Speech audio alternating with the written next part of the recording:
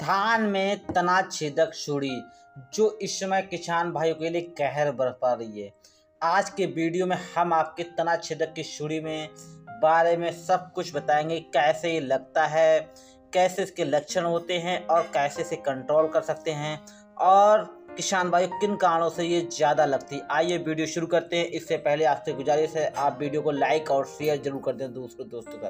किसान भाई धान में तना छेदक सुड़ी के बारे में बहुत सारे किसान भाई रॉयल स्टेम बोरर बोलते हैं या फिर एलो स्टेम बोरर भी बोलते हैं। यह एक ऐसी सुड़ी है जो एशिया के लगभग सभी देशों के अंदर पाया जाता है। यह एक ऐसा कीट है रबी और खरीफ दोनों सीजन में नुकसान पहुंचाता है। इस सुड़ी की जो मादा होती है सुड़ी की, उसकी पहचान करना काफ़ी आसान होता है। 2 mm के लंबे पंख, गोलाकार पंख पर तितली मोत जैसी दिखाई देती है। ऊपर 2 काले रंग के धब्बे दिखाई देते हैं। मादा की एक खास बात है, रात के समय पर जहां पर लाइट लगी हो यानी उजीता हो, वहां पर ये हमला काफ़ी ज़्यादा देखा जाता है और अत्यधिक मैटिंग क्रिया वहीं पर करती है। मादा द्वारा जो दिए हुए अंडे होते हैं हल्के क्रीमी कलर के होते हैं। जब भी आप अपने धान में विजिट करेंगे तो किसान भाइयों ये अंडे पत्तियों के ऊपर दिखाई देंगे, बालों की तरह होते हैं और घोंसला दिखाई देता है। इस घोंसले को आप दिखाई देंगे, खोलेंगे तो 40 से लेकर 80 अंडे तक आपको बड़ी आसानी से देखने को मिल जाते हैं।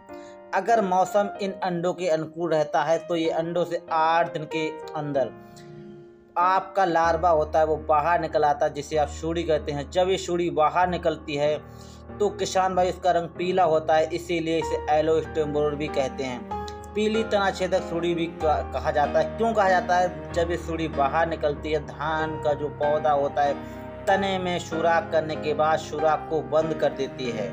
जी हाँ किसान भाइयों, जो हमारी बाली बनने वाली शाखा को खाना स्टार्ट कर देती है। जब ये बाली निकलेगी तो किसान भाई वो सफ़ेद कलर के निकलेगी, उसमें कोई न्यूट्रिएंट वैल्यू नहीं होगी और ख़त्म कर देती है, उसके अंदर खाना नहीं बनता, इसलिए ये वाइट कलर की जो बाली है इसी कारण निकलती है।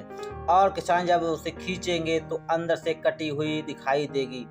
30 से 40 दिन तक ये सुड़ी सबसे ज़्यादा नुकसान पहुँचा देती है। तो किसान भाइयों आइए जानते हैं ये नुकसान कितना पहुंचाती है। 1% से लेकर 40% तक। किसान भाइयों 1% उन किसान भाइयों को पहुंचाती है जो अपनी धान की फसल में बढ़वार के लिए ज़्यादा यूरिया नहीं देते हैं, या दूसरे टॉनिक नहीं देते हैं।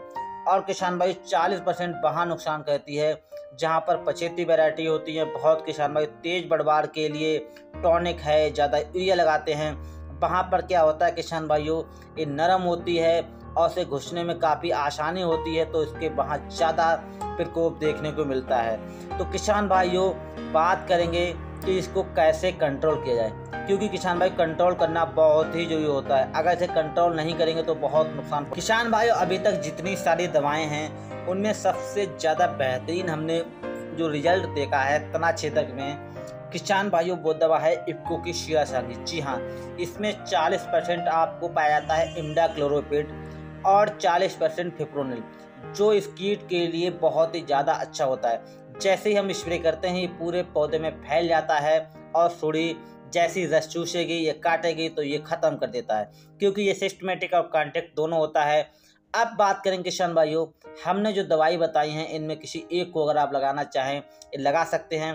बहुत सारे किसान भाई खाद में मिला के कार्टाप डाल। किसान भाइयों खाद में जब आप कार्टाप या कोई और फिप्रोनिल डालते हैं तो उसमें नुकसान ये रहता है ये पानी में घुल जाती है और आपको रिजल्ट है वो 10-15 दिन तक ही मिलता है, जबकि इसका अटैक 40 दिन तक रहता है।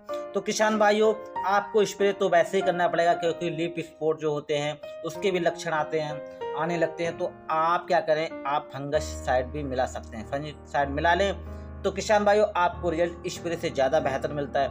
अगर आपको जानकारी बढ़िया लगी हो तो दूसरे किसान भाई के साथ शेयर करें। फिर मिलेंगे, तब तक के लिए नमस्कार किसान भाइयों।